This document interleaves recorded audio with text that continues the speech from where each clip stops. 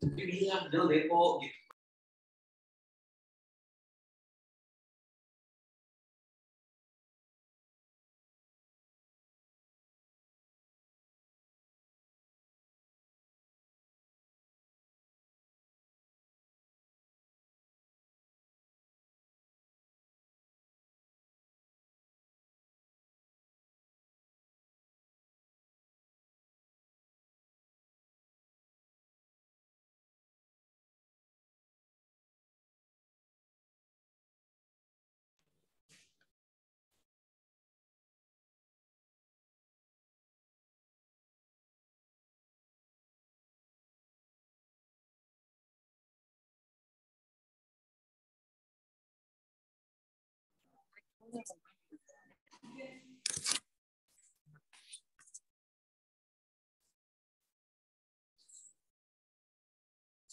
Pakai bahasa apa sih?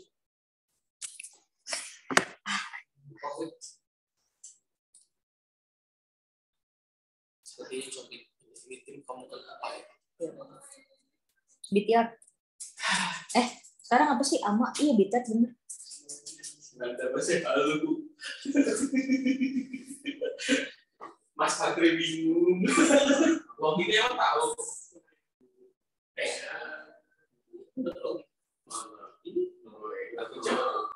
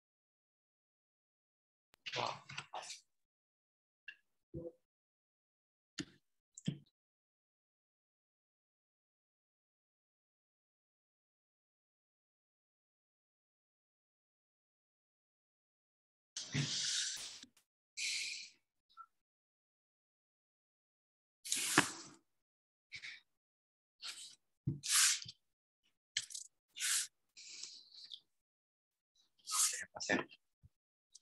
Udah.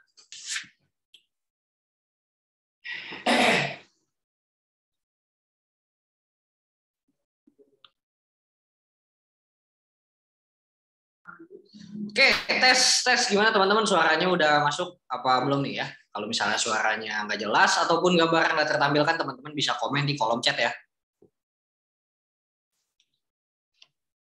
Nah, kalau kemarin Bro Fernando kita online ya? Ya, kita jarak jauh. Sekarang kita sebelahan. Ya, si Bro Fernando kemarin lagi di Bali ya. Oke, ada Bro Ibnu ya. Halo Bro Ibnu. Oke. Ada siapa aja nih ya? Kita sapa-sapa dulu ya. Sapa dulu. Ada Bro Ibnu, ada Bro Miba, ada Juika ya, ada Jess juga ya. Oke, mantap ya, ada yang hadir ya. Oke, berarti suaranya ini udah aman ya? Udah aman ya suaranya ya berarti ya? Mantap. Di Zoom-nya nih udah goyang-goyang nih. Goyang. Oke, kalau gitu teman-teman, karena udah menunjukkan jam berapa nih? 19.44 ya? Oke, langsung aja kita mulai untuk event pada malam hari ini. Sebelumnya thank you banget buat teman-teman semua yang udah hadir ya, yang udah hadir. Nah, kali ini ya kita akan berbincang-bincang lagi ya. Kita jadi AMA-nya ini nggak benar-benar terlalu kayak tanya jawab ya. Terus lebih ke apa kita hari ini? Kita lebih ke berbincang aja sih sebenarnya ya.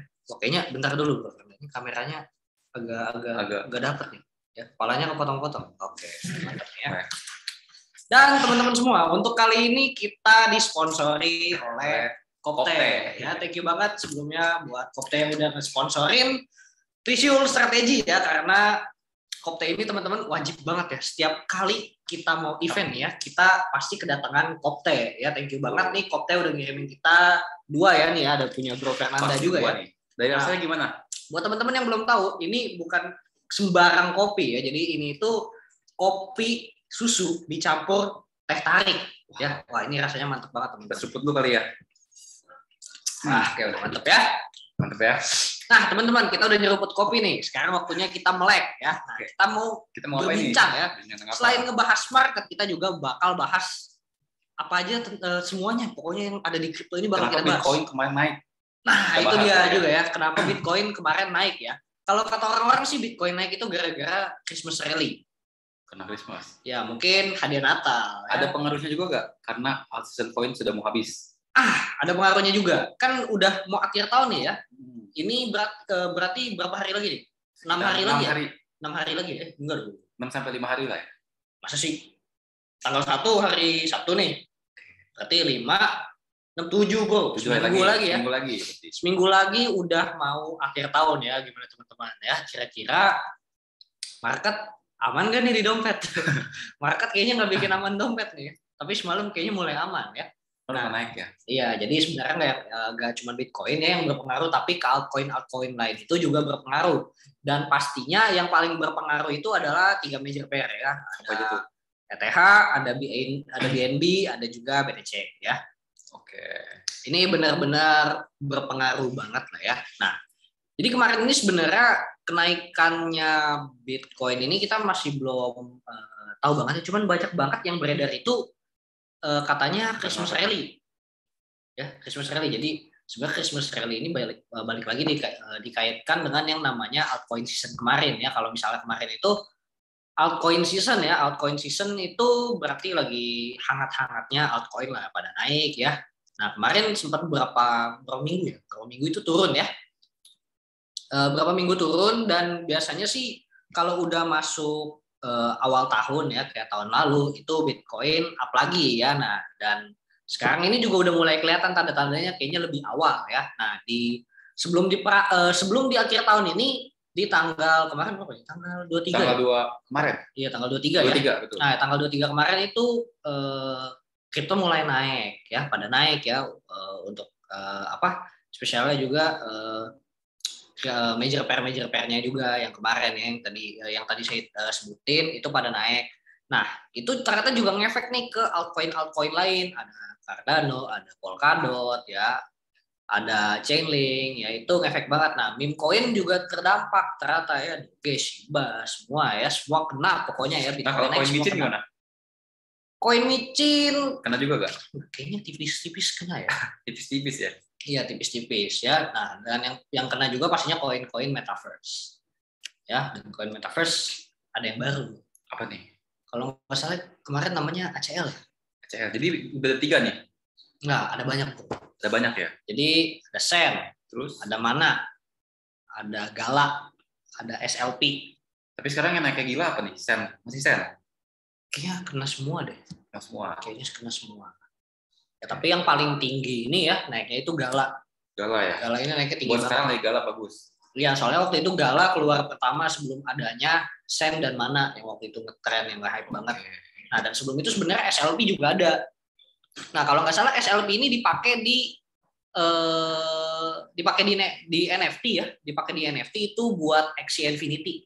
Jadi dia semacam punya blockchain sendiri. Iya, SLP ini blockchain sendiri dan kalau salah ya, kalau salah ya udah benerin dong. Koreksi gitu ya. Iya.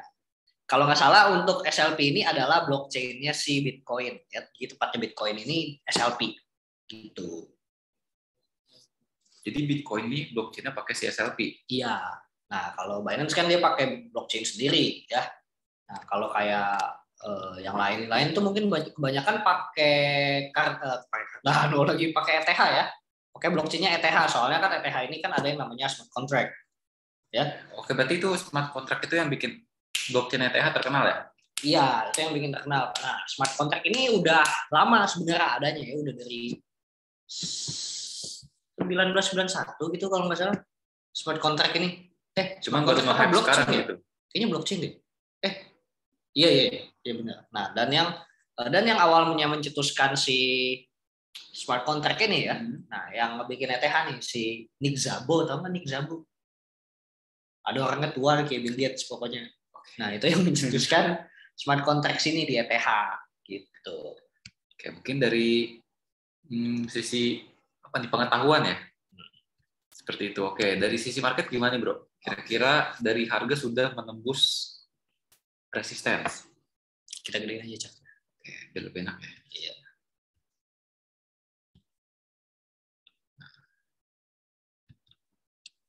Dari Bro Tantri kira-kira gimana? Kode saya seperti ini.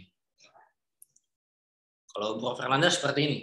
Kalau saya seperti itu gimana? Berarti kita berbeda. Oh enggak. Oke, di sini resistance sudah di break ya. Resistance-nya udah di break. Sebenarnya kalau Bro Fernanda lihat, ya, harganya sempat di dalam waktu itu ya. Oke. Di awal Desember. Tapi ini hanya shadow-nya doang kan? Iya, tapi tetap di dalam. Ya, di dalam. Nah, di sini ngebuat kayak tren gitu ya. Nah, kemarin ini sebenarnya udah sempat kita analisa ya. Betul. Ke breakout juga ya? Ya, trennya udah di break. Nah, di sini saya udah forecast sih. Sebenarnya tren ini pasti bakal di break gitu. Nah, kalau seperti ini bisa dibilang mini resistance nggak, Bro? Enggak sih, ini udah resistance gede sih sebenarnya. Soalnya dihampat. Iya, kemarin saya sempat analisa kalau misalnya ini di break ya. Nah, di sini di break dia bakal naik lagi, cuman out of nowhere saya nge-short. Ya, jadi masih floating minus. Teman-teman ya. Minus berapa nih kalau boleh tahu? Mungkin bisik-bisik aja. Segitu. Segitu ya. Segitu, bukan segini ya, bukan segini ya, segitu. Ya. Kalau segini kecil ya. Kalau segitu banyak ya. Lumayan ya, lumayan berasa. Nggak tahu sih. Nah, di sini mulai mengkerucut nih, Bro. Kalau lihat ya. Oh, bentuk pola ya? Seperti harusnya sih ini triangle apa? Harusnya sih bentuk pattern ya. Ascending triangle ya? Iya. Ini di H4 harusnya terjadi sih. Oh, berarti ini bentar. Ascending triangle itu kan kalau dia lagi tren naik, membentuk ascending triangle kemungkinan besar akan naik. Breakout sini kan. Nah, tapi kalau gagal gimana, Bro? Kalau gagal ya turun. Oke. Nah, simpel ya. Kalau gagal ya turun ya. Nah, jadi gini. Kalau Bro Fernanda lihat ya, di sini ada rejection. Mana tuh? Coba di zoom, Bro. Buat teman-teman semua yang di sini nggak kelihatan kali. Coba di zoom. Di sini kita bisa tandain pakai kotak aja ya, biar jadi area. Jatuhnya pakai supply demand nggak nih? Iya, bisa jadi. Bisa disebut begitulah. Nah, ini ada area ya. Nah, di sini ada rejection satu doang nih ya, cuman kuat ya. Ketika ini di break ya, di sini ada dua kemungkinan dulu. Ketika areanya ini di break ya, nah kemungkinan akan naik lagi ya, bisa ngejar ke sini sampai dulu. Sini ya. Nah, kalau misalnya udah di break, teman-teman jangan langsung open ya, tunggu break areanya dulu ya. Nah, di sini teman-teman lihat ya, di sini dari bodinya ya, ujung bodinya ini ke break dulu, baru teman-teman bisa open long. Kalau misalnya candle-nya cuma masuk, terus gerak di sini, teman-teman jangan open dulu, bisa jadi dia wait and see di sini. Ya, kayak sebelumnya, retest ya, turun, nggak berhasil break, naik lagi, retest lagi turun, nggak berhasil break lagi, ya udah 2 kali, nggak ada, berarti ada kemungkinan dia akan naik. Yang ketiga kalinya. Iya, tapi nggak di luar kemungkinan juga dia cuma udah break di sini, goyang aja di sini, baru turun lagi, pasti bisa. Oke, berarti ketika harga ini nge-breakout ke sini, kemungkinan besar dia bakal turun dulu dong, jadi harga termurahnya. Baru sikat naik ke atas. Enggak juga. Pasti kemungkinan itu cuma masuk bergerak di sini. Kalau misalnya udah turun setengah, ya, ada kemungkinan dia bergeraknya di sini. Jadi ini cuma kayak kalau ada trendnya itu ada 3 macam ya. Ada dynamic sama harmonic. Dynamic itu yang melanjutkan kenaikannya bukan? Penurunannya bukan? Iya. Dia kayak berpindah gitu ya? Iya, kalau nggak salah ini yang dynamic ya. Bisa jadi ini dynamic trend line ya. Ini dynamic ini terjadi kalau ini turun harganya. Iya, bisa turun setengah aja ya, balik lagi ke support sini gitu ya. berarti. Balik lagi ke support ini ya, kemungkinan bisa ini ya, bisa jadi dynamic trend line. Nah, kita nggak tahu nih soalnya baru sampai sini. Tapi kalau trennya ini juga udah di break dari sini nih, kalau teman-teman lihat, kalau ini di break udah tren sebelumnya itu berarti udah ditembus ya. Jangkauannya udah ditembus. Nah, itu nggak bakal jadi dynamic trend line ya. Gagal ya pokoknya. Iya, jadi bakal balik arah gitu. Nah, sebenarnya kalau dibilang Christmas rally juga bingung sih. Ini emang terjadi setiap tahun atau gimana ya? Harusnya itu sih akhir tahun. Ya, cuman maksudnya bukan akhir tahun, awal tahun ya, awal tahun. Ya, mungkin kita tunggu aja, siapa tahu Cici Kripto bakal ngebahas ya. Iya, kita tunggu, pasti Cici Kripto bakal bahas ya. Tunggu aja video terbaru dari Cici Kripto, dia akan langsung bahas tentang Bitcoin ya. Oke, ditunggu videonya untuk ke titik kripto nih. Oke teman-teman, kita lanjut. Tapi kesimpulannya jadi gimana bro? Sabar, saya sambil seruput ya. Oke, seruput dulu. Terbaik teman-teman. Mantap ya. Oh ya, jangan lupa. Gimana? Teman-teman ya, kita abis ini kesimpulan kita promosi. Oke, biasa kita promosi. Dari Bro Tantri nih, sebelum kita kesimpulan, lebih baik kita ngobrol-ngobrol dulu nih bro. Oke. Kemarin kan Bitcoin saya prediksi short juga. Saya sempat floating loss hampir 50%. Oke. Tapi di sini saya nggak panik. Oke. Mungkin teman-teman semuanya ada yang nanya nih, kok dari minus 50% nggak panik sih? Karena saya di sini nge-split resiko bro. Oke. Jadi ketika di Bitcoin saya sedang loss, di koin lain saya profit gitu. Nah, gitu ya teman-teman. Kira-kira kalau menurut Bro Tantri begitu kira-kira bagus atau enggak ya? Menurut saya sih bagus ya, karena yang namanya kita berinvestasi itu kita nggak bisa terpaku ke satu tempat aja. Kita harus bagi-bagi gitu. Iya, kita harus bagi-bagi kolam. Misalnya kita investasi di 3 tempat. Di tempat pertama kita kehilangan, di 2 tempat lain naik nih. Masih ada profit. Jadi kita ada 3 tempat, 1 ketutup, 2-nya naik, yang 1 nutupin, yang 1 ngeprofitin, gitu ya. Jadi banyak-banyak lah investasi, tapi yang benar ya. Yang benar, jangan bodoh. Gitu. Oke, kesimpulannya gimana Bro Tantri? Oke, kesimpulannya untuk BTC ini kalau misalnya berhasil break dari area resistnya di sini ya, yang ditandai kotak putih, teman-teman bisa open long. Oh, di sini berarti ya? Ya. Nah, untuk TP-nya kurang lebih sampai sini nih. Kita pasang target di sini aja. Untuk TP-nya berarti? Sebentar, ya ini kurang naik nih kayaknya nih. Nah, dari situ ya? Ya. Nah, di sini ya. Kalau break, naiknya ke situ. Kita pasang SL di bawahnya gitu ya. Soalnya kalau misalnya ini dia udah nge-break out atas, pasti bakal naik. Iya. Nah, di sini. Semuanya. SL di sini aja nih. Wah, tipis banget SL harusnya. Iya, nah, untuk TP-nya di sini ya. Tapi riskan kan? Ya, tapi ingat ini H4 ya. Iya, berarti teman-teman itu bisa terjadinya itu bisa besok. Bisa besok. Besok bisa TP kali mungkin. Iya, besok bisa TP ya. Tapi balik lagi ya, kayaknya yang gerakin market ini tuh cuman paus ikan paus gitu ya. Banyak banget yang FOMO gitu ya. Nah, itu orang-orang yang menggerakkan market sebenarnya dari kemarin ya. Karena kalau teman-teman yang belum tahu nih ya, untuk hari ini di US tuh lagi cuti bersama.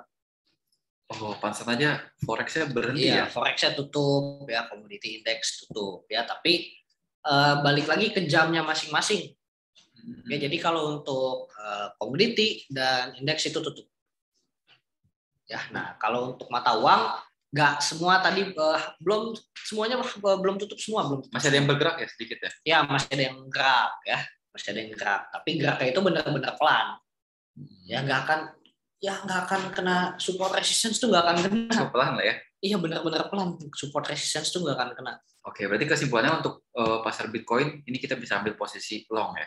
Ya bisa ambil posisi long ya, karena ini nggak berdampak ke dolar banget ya sekarang ya. Tergantung kondisi aja sih sebenarnya. Nah, ketika entry ini berarti boleh? Ya. Entry itu SL di bawah sini. Ya, SL di bawah tuh harganya udah kelihatan ya yang warna merah. Ya, entry-nya yang abu-abu, SL-nya merah, TP-nya hijau. Ya. Oke, kenapa SL warnanya merah terus? Karena rugi. Jadi seperti kebakar marah gitu. Enggak juga. Merah kan berani, putih itu suci. Jadi ya udah, nggak usah kita bahas ya. Kita sudah fair. Oke. Oh ya nih, terus nih. Bro Fernanda, saya mau nanya. Apa nih? Tahu DeFi? Desentralisasi finansial. Ya, decentralized financial ya. Apa sih? Dan buat apa dibikin? Oke, ini sedikit out of topic ya berarti ya. Iya. Sebenarnya yang saya pelajari itu tentang DeFi itu dia itu sama seperti bank-bank pada umumnya. Seperti contohnya kita ambil BCA deh. Oke. Kan kalau BCA ini bank baca ya. Ya, bank baca ya, bank baca. Jadi kalau misalnya itu DeFi itu kalau di bank biasanya Bro Tantri kasih transfer uang ke saya, itu kan dilindungi oleh BCA. Ya. Orang nggak bisa lihat. Tapi kalau udah masuk DeFi, itu dia transparan. Wah, transparan gimana tuh? Jadi orang semua bisa ngelihat. Kan kalau misalnya kita kan transaksi yang tahu cuma si bank baca ini. Kalau masuk DeFi itu kita semua bisa lihat. Oh, berarti beneran ini ya transparansi banget ya, transparan banget ya. Nah, ini sebenarnya dibikin buat apa sih? Kalau dibikin buat apanya itu sebenarnya untuk lebih ke transaksi yang jumlahnya cukup besar. Oh, jadi benar-benar ini ya transaksinya gitu kayak kelihatan aman ya. Betul. Jadi nggak sembarangan transaksi gitu ya. Misalnya, apalagi sekarang udah ada blockchain kan. Iya, misalnya apa kita biasanya kan kalau dulu tuh kripto dipakai ini ya. Dark web ya, pembayaran dark web ya. Iya, bayar di dark web kan ya. Nah, kalau mungkin di situ kan gara-gara ada DeFi ini kan mungkin orang jadi takut untuk bertransaksi karena bakal kelihatan ya. Betul. Nah, jadi DeFi ini ngebikin transaksi kita tuh lebih aman ya karena transparan ya. Bukan lebih aman sih sebenarnya, lebih kadang orang mikirnya bakal takut ya sih. Karena terlihat gitu ya. Iya, karena terlihat. Nah, tapi balik lagi tetap DeFi ini bakal ngejaga privasi ya kalau nggak salah ya. Jadi ketika kita jadi teman-teman ada DeFi ini kita bisa ngecek ya transaksi orang ya. Kita bisa ngecek transaksi orang. Misalnya nih, saya mau tahu Bro Fernanda habis transaksi apa aja. Saya masukin walletnya dia ya. ID walletnya dia ke websitenya DeFi ini. Nanti kelihatan nih dia habis ngapain aja. Mau dia beli NFT, mau dia beli BTC di exchanger manapun ya, mau beli, itu terlihat ya. Pokoknya kalau dia membelanjakan dari wallet dia itu kelihatan ya. Jadi benar-benar kelihatan lah. Jadi kalau ngecek yang itu ada yang wah duit gue dipakai nih, ketahuan kan, wih apa pakai. Wah ini Fernanda transaksi kemana nih? Wah kok tulisannya ini cukup. Nah, ini untuk ETH nih. Ya, ini untuk ETH ya. Gimana nih ETH, Bro Fernanda? Kan Bro Fernanda lebih sering kayaknya melihat ETH. Cuma sering lihat doang ya? Iya, melihat doang begini ya. Wow, sampai bosen. Mantap ya. Ini juga saya PD-nya pakai supply demand. ETH tuh pattern tuh kayaknya. Sekali lirik set dapat di sini ya. Iya, itu falling wedge. Ya, falling wedge. Di atas ini. Ya, pasti kalau harganya habis di pump jadinya falling wedge. Itu emang udah selalu begitu? Nggak tahu, jadi aja pokoknya. Biasanya jadi aja gitu ya. Kebanyakan kayak gitu. Ya. Kalau nggak kuat biasanya jadi rising wedge. Malah kebalik ya. Nah, ini artinya harga istirahat dulu. Kalau lagi capek ya. Capek, terbang. Ini namanya merendah untuk meroket. Ya, merendah dulu nih, langsung meroket. Iya, baru meroket ya. Roket tuh the moon. Nah, jadi ini kemudian kalau break ya masuk area. Udah sebatas di areanya aja. Daerah sini berarti? Iya, mentok lah. Tapi ini kayaknya buat naik sih dalam jangka waktu dekat kayak belum bisa deh. Karena di sini banyak pemantulan nih. Di sini terjadi pemantulan lagi, mantul lagi. Iya, makanya tadi saya bilang itu kalau di break ya paling cuma masuk area. Terus turun lagi? Ya nggak tahu sih. Pasti masuk ke area dulu. Baru kalau udah masuk baru kita bisa prediksi lagi.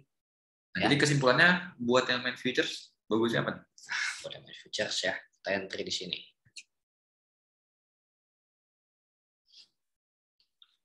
Nah, kenapa entry di situ? Kenapa entry di sini? Apakah ada alasannya? Ini ada rejection. Di sini sih sebenarnya, Bro. Ini ada rejection. Oh, ini ya? Iya, ketika rejection ini di break, naik. Gitu.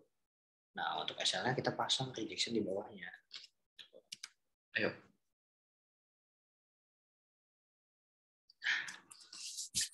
TP-nya sampai mana? Sekuat iman? Jangan sekuat iman, ya. Ngomong-ngomong iman kuat juga ya.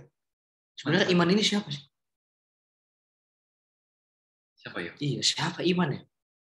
Wah, penasaran kan iman kan? Nah, nanti kita reveal ya si iman ini siapa. Padahal nggak ada siapa-siapa. Nah, kalau buat ambil TP-nya gini kira-kira gimana? Aman nggak? Aman dong. Nah, di sini nih ya. Sini. Pas kalau di ujung ya, kalau di ujung itu kalau kita lihat ada candle rejection ya, Di situ adalah atasnya shadow-nya. Wah, SL-nya jangan di sini, di sini. Sini aja ya. Iya. Enggak sini, pasin garisnya aja. Pasin garis ini. Ini nih. Oh dia. Oh dia. Oh dia. Siapa bernama garisnya? Nggak tahu. 1:2 berarti ya? Iya, 1:2 ya. Saya gitu ya. Nah, lihat ini udah enak nih ya. Nah, dan ini kalau Bro Fernanda lihat juga ya nih jadi pin bar nih bentar lagi nih. Oh, biasanya di pin bar nggak kuat break. Turun dulu dikit baru. Iya. Oke, ini untuk ETH. ETH ya. Nah, ngomongin ETH nih Bro ya. Apa nih? Kita udah topik lagi nih jangan nih. Iya, kita kan kayaknya judulnya harus kita ganti ya. Jangan AMA. Terus ganti apa nih? OOT. Out of topic. Out of topic ya, OOT ya. Wah, ini boleh juga nih. Kita ganti judulnya lain kali jangan AMA ya, out of topic ya. Jadi sebenarnya apa aja kita bahas tapi yang masih berhubungan dengan kripto teman-teman ya. Oke, balik lagi ya, out of topic lagi nih ya. Ngomong-ngomong Ethereum ya, kan kita lagi bahas ETH ya. Oh, berarti kita full screen aja, lagi bahas ETH. Kan ETH ini yang membuat smart contract ya. Dia yang bikin smart contract. ETH ini juga banyak banget dipakai sama koin-koin lagi sebagai blockchain-nya. Ya. Pertanyaannya. Pertanyaan ini. Kenapa banyak koin ini lebih memilih pakai blockchain-nya ETH? Dan kenapa kayak ETH ini bisa lebih terkenal dibandingkan Bitcoin? Padahal kan kalau kita tahu itu Bitcoin kan paling gedenya mother of coin, cryptocurrency pertama juga Bitcoin, ya. Bitcoin ini nggak pakai blockchain-nya ETH, ya jelas dong pastinya soalnya Bitcoin pertama kan, dia pakai blockchain SLP. Ya. Harusnya dong, kalau orang-orang bikin koin itu liriknya, oh Bitcoin pakai SLP nih, nggak pakai SLP gitu. Tapi dia malah ke ETH semua. Iya, malah ke ETH semua. Sebenarnya ETH ini ada apa sih dibaliknya? Nah, selain blockchain-nya banyak dipakai, selain terkenal karena smart contract ini, banyak juga platform yang ternyata menggunakan ETH ini sebagai pembayaran buat NFT. Tahu nggak? Kenapa? Ya, smart contract. Berarti semua gara-gara smart contract itu. Ya, jadi teman-teman smart contract ini katanya smart contract ini bakalan berguna banget di masa depan ya, karena NFT ini nantinya kan bakal, kalau katanya ya di project metaverse ini bakal fokus juga ke yang namanya NFT ya. Kedepannya ketika kita punya surat rumah, surat berharga itu bakal di NFT-in ya. Jangan bisa di NFT-in. Iya, bisa di NFT-in ya. Nah, sama kalau nggak salah tuh apa ya, tadi tiba-tiba lewat. Oh iya. Gak cuman surat-surat berharga. Lalu? Kayak apa ya namanya? Kayak misalnya kayak apa ya, komoditas itu kan sekarang ada emas, ada oil juga ya. Oh, betul. Nah, kan ada banyak. Nah, nanti kalau katanya sih ya, nantinya ya, si kripto ini bakal punya bursa sendiri. Punya bursa sendiri? Iya, tapi bukan kayak coin market cap, kayak CoinGecko, bukan kayak gitu. Jadi seperti apa tuh? Kripto ini dimasukin ke komoditas. Gimana ya bahasanya ya? Kayak agak sulit ya. Mungkin masih terlalu jauh lah ya. Iya, masih terlalu jauh ya. Masih terlalu jauh banget. Nah, di sini saya mau sharing dikit juga nih mungkin ya. Oke, boleh nih. Teman-teman tahu nggak sih kita bisa pre-order koin? Bro Fernanda tahu nggak kita bisa pre-order koin? Yang saya tahu tuh cuma 3, bro. 3 ya? Nah, ada 4. Ada 4 ya. Yang pertama ada ICO. Ya, ada 4 ya. ICO, IEO, STO, sama IDO. Oke. Nah, mungkin kita nggak akan bahas banyak. Kita bahas yang mudah aja ya. Yang pertama ada ICO. Ya, Initial Coin Offering. Ya. Nah, sebenarnya Initial Coin Offering ini apa sih? Nah, jadi initial coin offering ini adalah teman-teman bisa pre-order koin ya. Sebelum koin tersebut di listing ke exchanger ya atau ke bursa, teman-teman bisa order duluan, teman-teman bisa beli duluan. Tapi kalau untuk ICO ini kita cuma bisa order via bursa. Via bursa doang. Iya, contohnya nih ada Faircoin ya, Faircoin Bernada Coin. Ada Faircoin ya, ada Faircoin. Faircoin ini mau masuk nih ke bursa ya. Nah, ketika koin ini mau masuk ke bursa, orang itu udah bisa buat order duluan atau nggak beli duluan ya. Orang itu udah bisa beli duluan. Nah, tapi nantinya gini, pasti koin ini akan nyari investor, pemodal. Ini ICO ini yang paling beresiko berarti ya? Iya, bisa dibilang lumayan resiko. Soalnya ketika koin ini ya nyari pemodal, otomatis orang-orang kan masukin modal. Betul. Ya. Nah, bosnya ini yang punya koin ini akan ngasih balik modalnya tersebut berupa koin. Jadi kayak sama aja kita beli koin gitu.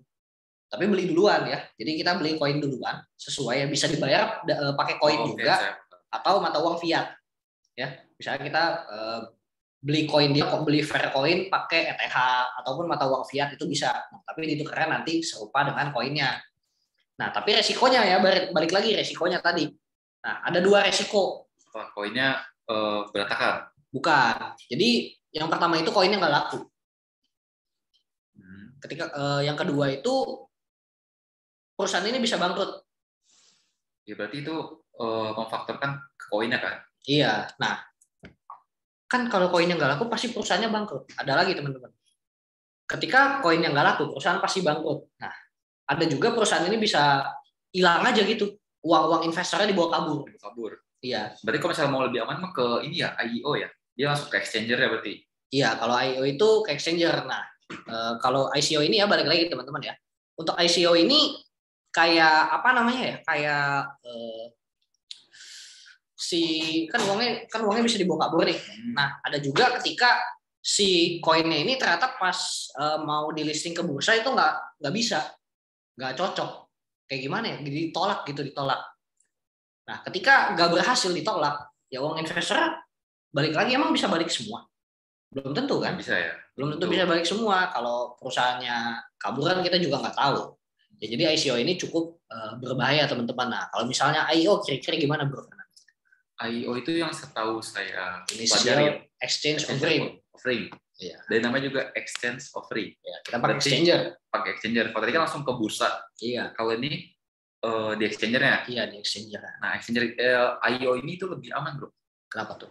Karena itu via exchanger. Misalnya di exchanger A dan exchanger B. Di exchanger A ini koinnya udah nggak bisa masuk. Tapi kan kita masih bisa bertransaksi di exchanger B. Jadi lebih aman dibandingkan si ICO tadi. Itu kesimpulannya. Berarti kayak gini ya kurang lebih ya teman-teman ya. Jadi IEO ini atau initial exchange offering ya, initial exchange offering ini ya. Itu kita bisa beli koin tapi nggak publik ya, nggak sepublik kayak ICO. Kalau ICO kan itu kan bisa dibeli publik kan. Nah, kalau ini kita nggak bisa publik, cuman orang-orang yang udah terdaftar di exchanger tersebut. Oh, berarti kalau saya belum register, saya belum bisa PO gitu? Iya, belum bisa PO. Nah, dan amannya juga, lebih amannya itu jauh daripada ICO. Karena kalau di ICO tadi kan resikonya bisa gagal listing ya. Nah, kalau koinnya ini udah listing di bursa dan mau masuk ke exchanger, ini akan di QC lagi, masuk QC lagi. Legit check berarti. Iya, kayak di legit check gitu sama si exchangernya ini. Ya, benar-benar layak gak dia koin ini masuk ke exchangernya yang ini gitu. Nah, kalau udah layak, baru koin tersebut bisa diperjualbelikan gitu. Orang udah bisa IO gitu. Jadi benar-benar jauh lebih aman lah.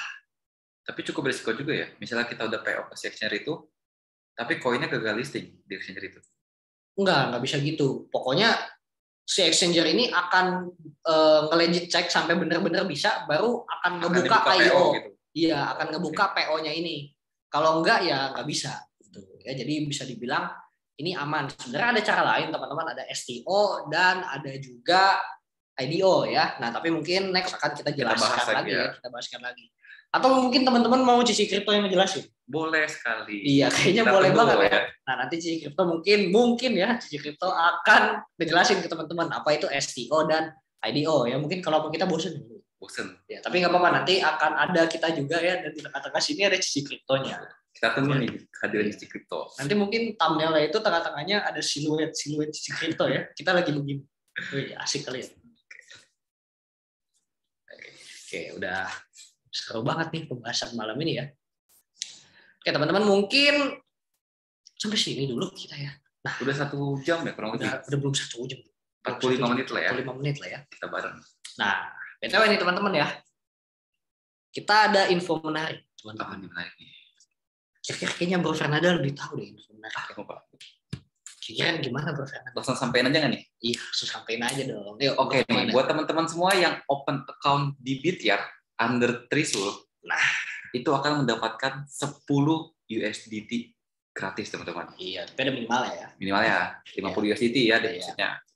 Nah, ada lagi teman-teman. Apa tuh? Teman-teman buka akun dulu ya.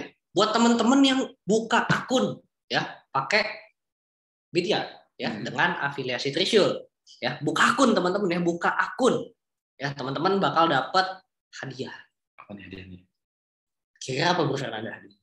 Ya, teman-teman dapat t-shirt keren. Wah, ya. Dari Trisul pastinya ya. T-shirtnya Trisul pokoknya ya. Dan hadiah-hadiah menarik lainnya masih banyak teman-teman ya. Buat teman-teman 10 orang pertama yang udah deposit minimal 50 udah dapat 10 nih ya, bakal dapat hadiah lain teman-teman ya. Jadi selain dapat 10 USDT nanti teman-teman bakal dapat hadiah lain ya. Bukan t-shirt doang. Ada apa ya nih?